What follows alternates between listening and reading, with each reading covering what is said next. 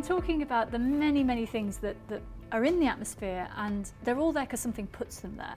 And some of the things that put them there are more noticeable than others. And we've got some data here on wildfires. So tell me how a wildfire can contribute to what's in the atmosphere. Yeah. So as you say, we're relying on a surface boundary condition or an emission flux of some sort at the surface.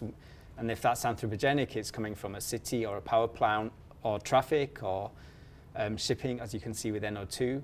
But then there are also other more natural sources, such as dust storms, but also wildfires. Now, wildfires are a little bit more complicated because they can have natural sources caused by lightning and dry temperatures, but sometimes they're often caused by human activity as well. So wildfires, what we mean by a wildfire is vegetation fire in the wildland environment. And depending on what kind of vegetation that is, whether it's forest or grasslands or peatlands, depends on the material that's actually emitted into the atmosphere. Typically, we're always getting some kind of carbon gas and aerosol, and the quantities of those depend on the type of environment that's being burnt. So the thing is that, I mean, we all know from burning candles and, you know, small campfires that it's when things burn inefficiently that you get lots of stuff left over, and you get soot and ash, and that's what we're talking about. And you don't necessarily know what it is because you don't know what was happening where it was burning. That's right.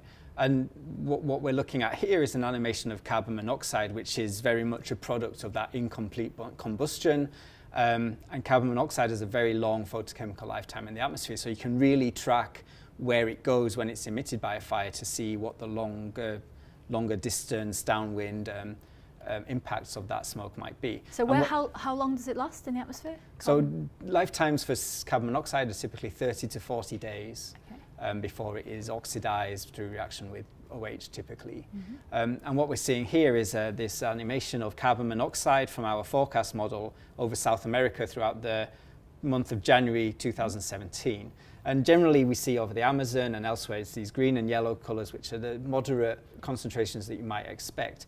But then later on in January, and we'll see when it appears in red, there were these big fires in Chile, which were associated with very bad drought conditions. And we can then see that this plume of smoke really goes out over the Pacific and can be transported quite a considerable distance. So it's a huge plume when it gets going, isn't it? Yeah. And how, you know, wildfires, we hear about the big ones, you know, in California most commonly, but wildfires are actually quite common, aren't they? You get them in lots of places. So wildfires are indeed very common. This is a map which is showing the location of all the satellite observed fires during the year of 2017. So as you say, over in North America, we really expect in Canada to see a lot of fires, in the Amazon, in tropical Africa, and also in parts of Siberia during the summer months. And what this map is showing is that there are very clear patterns to where the fires occur, but there's a lot of variability as to the time when those fires are burning within an actual fire season as well. And these are observations, this is real data? This is all based on observations from satellites, which are measuring the location of active fires in near real time. And so there's very strong patterns here, you know, and it's not necessarily unexpected. You would expect wildfires in hot, dry places. But when they occur, which is sporadic, it's not necessarily predictable, you then get these extra gases put into the atmosphere, and that potentially has implications for health and for weather. You know, it's just, why would someone want to know about this? Well, like you say, for health, in terms of an air quality impact, which could affect human health, with the CAM system, we have that information about the distribution of the gases and where they're transported to. And we also make use of this information, so we have a map like this every day that's updated daily based on the latest observations. And that information is going in at the surface level of our model to really drive the potential pollution events and then the potential advection of that pollution away from the source region to places where it could affect human populations. And there's a lot of potential for this, for integrating with other things. So I was living in California during the wildfires of 2007, and even back then, you know, people in their neighbourhood had a picture, and they had things they were observing. And if you put all the things that people observe, you know, if there's a big fire causing problems like that, and you have both the satellite data showing where the emissions are going, what the weather's doing, you have people taking pictures. If you add all that together, there's a huge amount of data out there, but if you make it into one thing, then that's really powerful. Then it would be very powerful indeed, yeah. So there are some moves by the WMO to create haze warning centres, which would then take predictions of the environmental conditions for whether the fire is likely to occur, and then actually data like this, which is the actual occurrence of active fires, and then also the smoke modelling and the chemical modelling of the emissions to see where that goes and where that affects air quality in different places. And we think of air quality, especially for wildfires, in terms of its impact on humans, but you also get wildfires and ash where there are no humans, don't you? That's right. So there's a good example is in boreal Canada and in Siberia. These are places which have very common occurrences of very large wildfires during the summer months. And these are large areas where there isn't much inhabitation.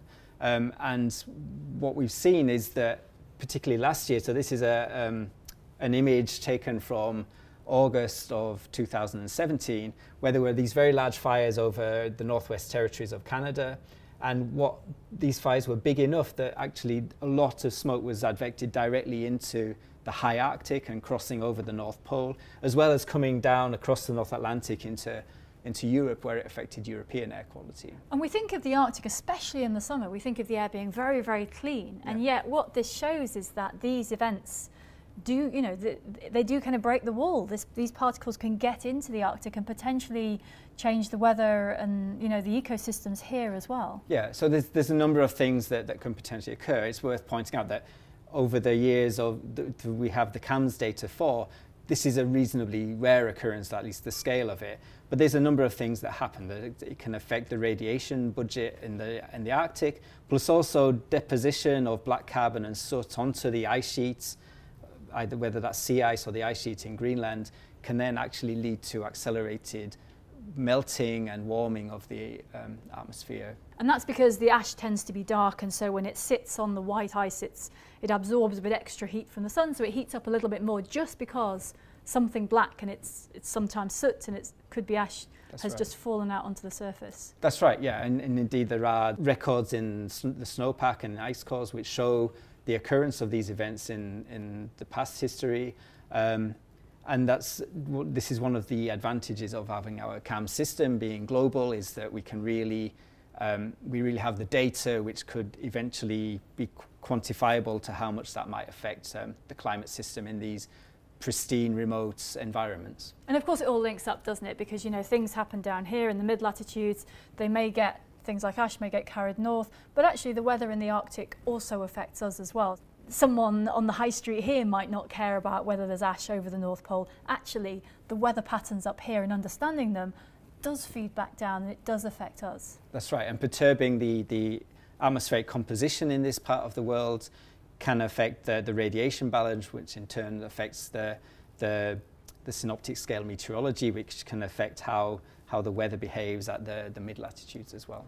And if someone has an interest in this type of data, how can they get access to it? What does CAMS produce that could help people? So CAMS produces maps very similar to the one that we saw, and this is a measurement of the fire intensity, but then is also converted into estimates of how much trace gases are emitted into the atmosphere. And that's the product that we provide through our fire products. And those data are all available through the CAMS data catalogue and through the archive that we have on that data.